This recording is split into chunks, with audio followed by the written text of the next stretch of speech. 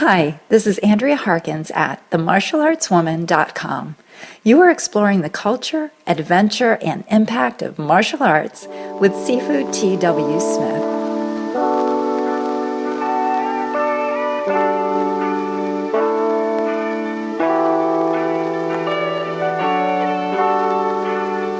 Hey, this is Tim Smith at Kung Fu Podcast, where we explore the culture, the adventure, and the impact of martial arts. Think about this for a moment. Columbus was the first person to discover America and discover that the earth was round. Captain Cook was the first European to discover Australia's east coast. The Shaolin created many styles of martial arts.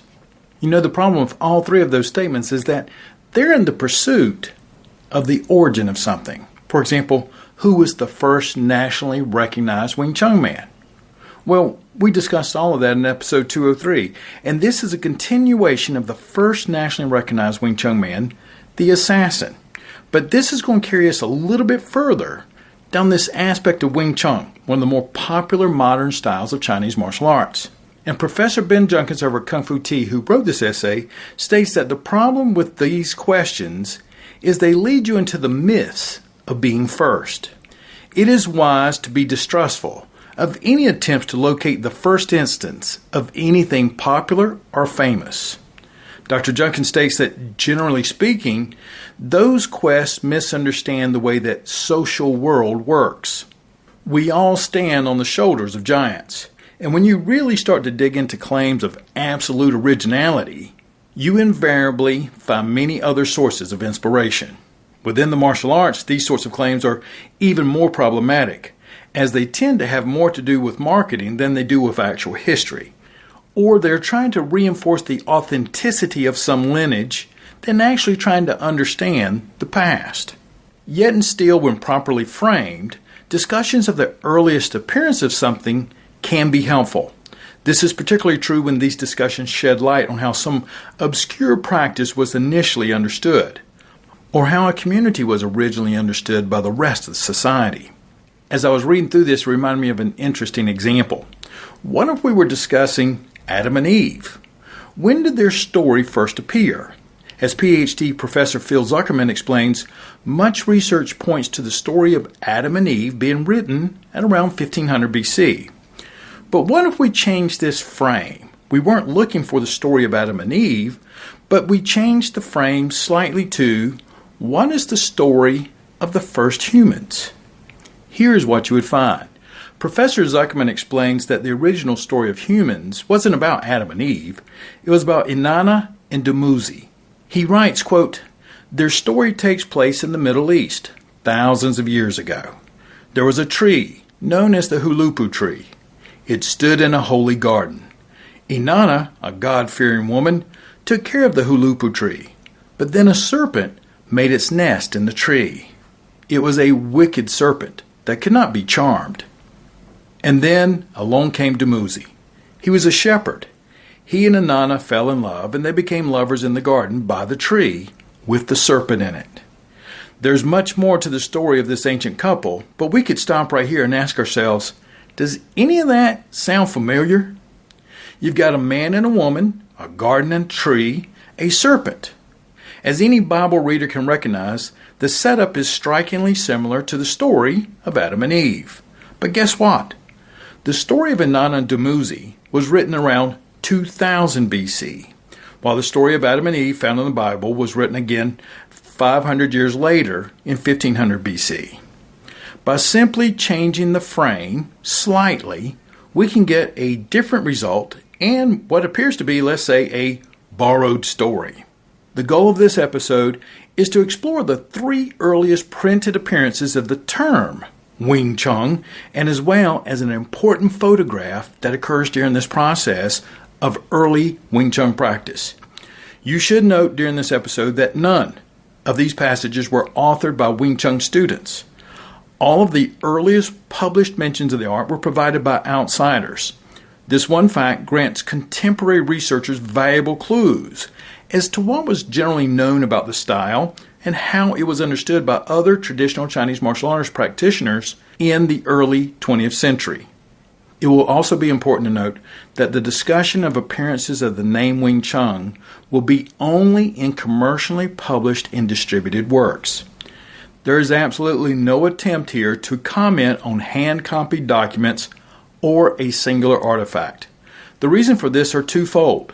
First, as Douglas Weil noted in his important discussion of newly discovered Touchy Chuan texts, it is typically difficult to establish the provenance and age of these documents. Often this requires a specific type of scholarly expertise and direct physical access to the manuscript in question. Dating is also difficult because martial arts students continued to make these hand-copied versions of text up through the 1960s, making them seemingly older than what they are. So we're going to be looking at professional documents, not personal homemade documents. The second reason for this is that we know that forgeries have appeared before in various martial arts cultures. As such, the academic bar for accepting new document discoveries, especially on controversial topics, is high.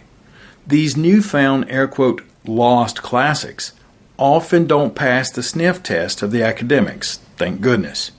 But beyond those specific difficulties, discussions that occurred in very small groups of people, let's say in fight book traditions, with only a single master and a student, just are not as interesting as those that shed light on what the martial arts community as a whole believed.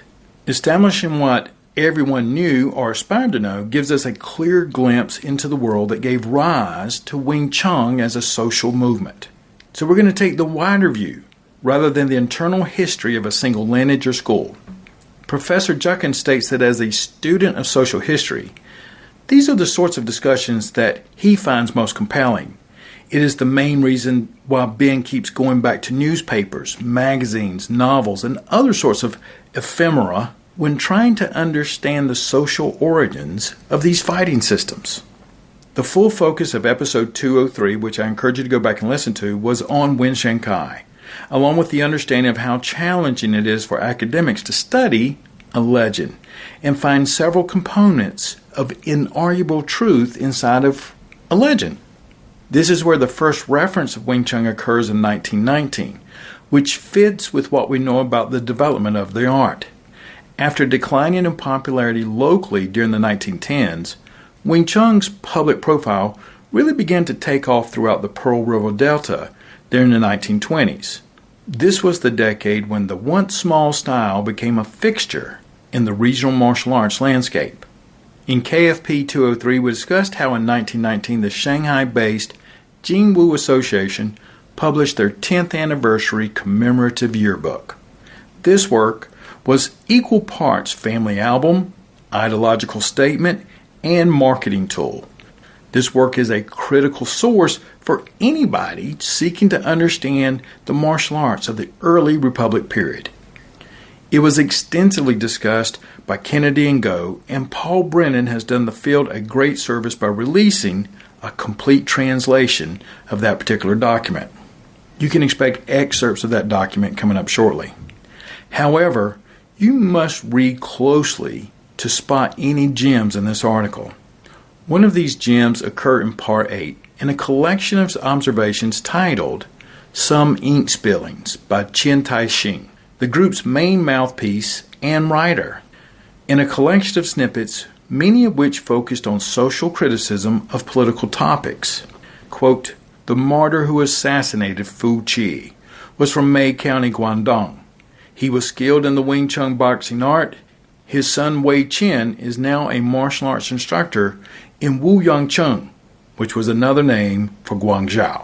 End quote. We covered that short yet fascinating biography of Wen Chang Chai in the last episode, which led him to becoming one of the 4 martyrs of Guangzhou. Now, while in modern discussions of Wing Chun in the martial arts, few specific facts are known, and you're going to need to listen to that episode on your own to learn about the impact that the Jingwu Association had, and it's well worth the listen. Remember that Jingwu didn't teach or promote the martial arts of Guangdong. Their curriculum was inspired by the North.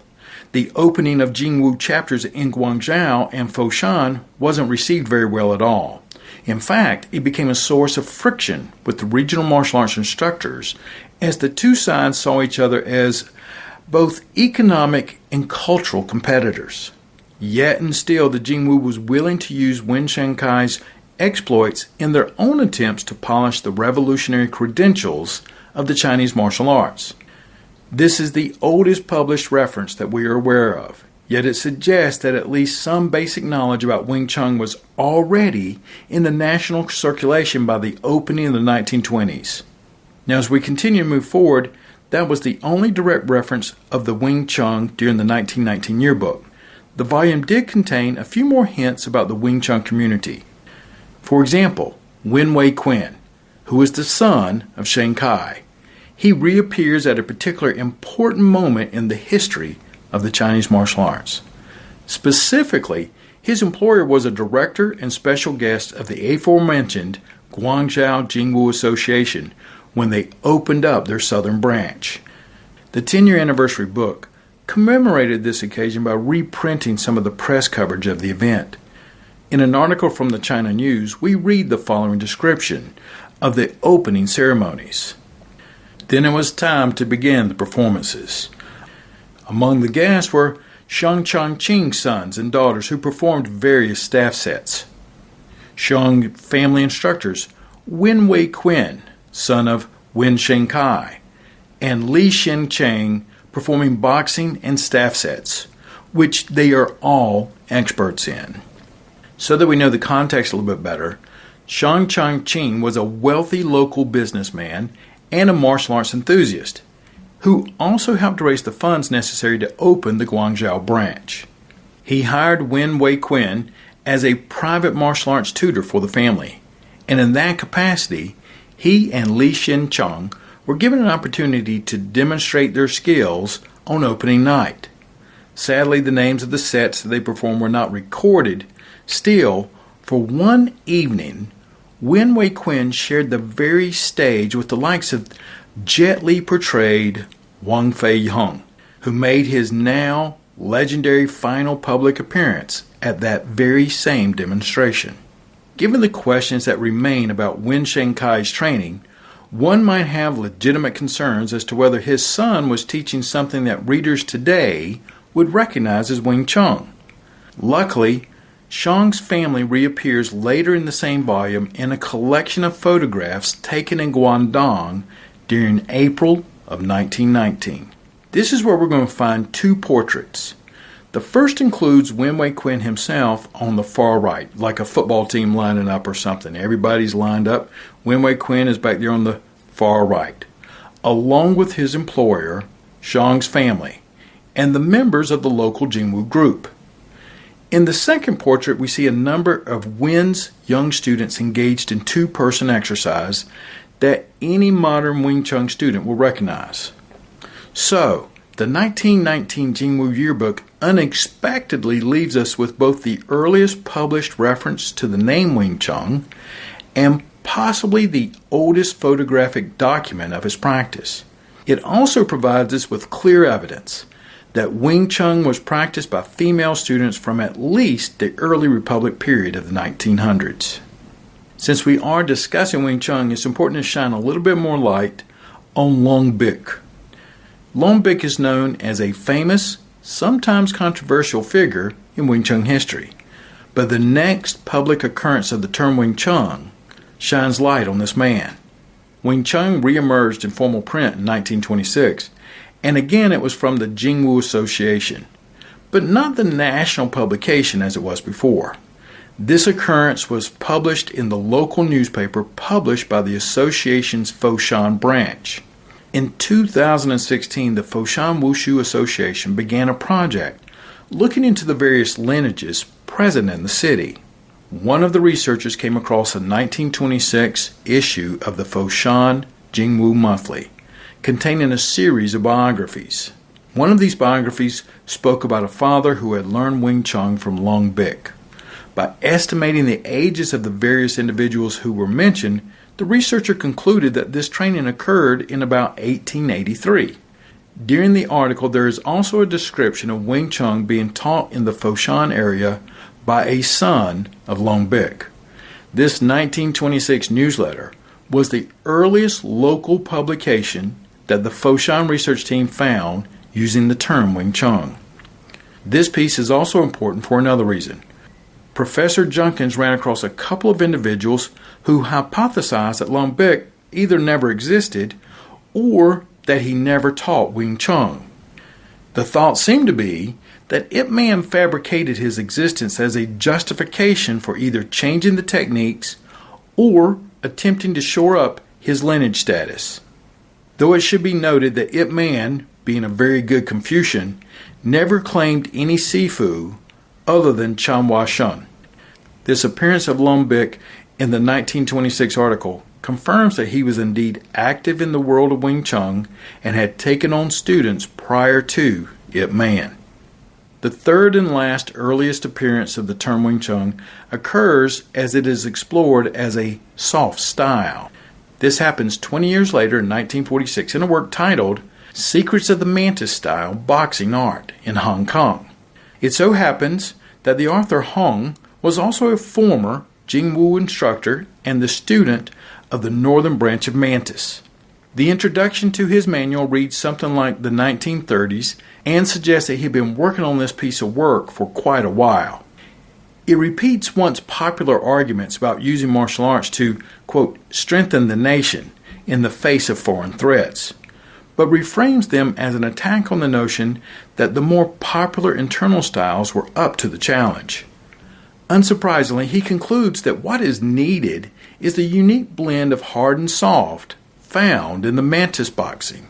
He writes, quote, our nation in recent years has not resigned itself to the slander of being the sick men of Asia, and we have instead endeavored to use martial arts as a remedy for the fragile physiques of our citizens.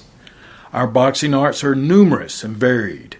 I have heard many among the older generation say that these southern boxing arts emphasize hardness, whereas styles such as Wing Chun and Tai Chi emphasize softness. It is true that hardness has the stubbornness of hardness, and that softness has the subtlety of softness. However, the passive and active aspects are paired together, for it is through their interactions that the universe was made, and thus qualities of hardness and softness are actually equals. Just think of the way that teeth and tongue protect each other. Therefore, boxing arts that use hardness and softness equally, such as Mantis boxing, should not be casually dismissed. End quote. This is the only occurrence of the term Wing Chun in that text. It is not much of a mystery of how a man such as he would have come in contact with the Wing Chun art. He was a resident of the South and a savvy martial arts professional. He would have enjoyed some exposure to the region's styles. Furthermore, when the Jingwu Association in Foshan fell on hard times in the aftermath of World War II, at least one Wing Chun instructor rented space in the halls to teach his classes. What is really critical in that Mantis work is the assumption that a Hong Kong readership would also be familiar with that style, Wing Chun. Further, he accepts a stereotype vision of the art, classifying it as an exclusively soft style such as Tai Chi Chuan. It would be pointless to debate Hong's assertions about Wing Chun's essential nature. Still, it is compelling to realize that by 1946, the Wing Chun style was well enough known that it could be used as a reference to explain other, more exotic martial arts styles. Additionally, the Wing Chun art's public reputation for softness was already fully formed by the end of World War II. These factual accounts contradict the common lineage accounts that Wing Chun was unknown outside of Foshan prior to Yip Man's 1949 arrival in Hong Kong. This was clearly not the case. The young Yip Man students in the Restaurant Workers Union may have been unfamiliar with his style, but many of their readers have both heard of Wing Chun and formulated clear ideas as to how it related to other arts, both locally and nationally.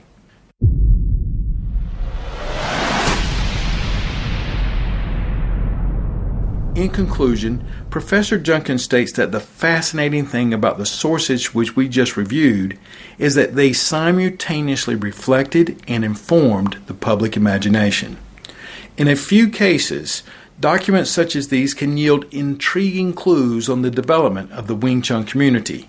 For instance, we learned definitively that Lone Bick took students in the final years of the 19th century. We also discovered the earliest datable photograph of Wing Chun techniques and is practiced by women. These types of documents teach us something about the society that shaped Wing Chun's early years. In 1919, this was a community that was at least aware of the existence of the Wing Chun art. By the end of World War II, the community had developed preconceptions about the system.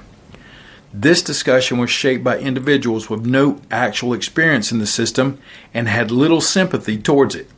Yet there was a general curiosity about the style. All of this provides us a more accurate understanding of the environment that Yip Man entered when he became a professional instructor in Hong Kong in 1950. I hope you enjoyed the episode. I got more material already set aside, and some of it's in the editing phase, so you can look for that in the next week or so to come. And then also some new recordings of some of the ancient texts that are associated with the Chinese martial arts. If you have any questions or comments, I'd love to hear from you. You can write me at kungfupodcast@gmail.com. This is T.W. Smith. I look forward to talking with you again real soon.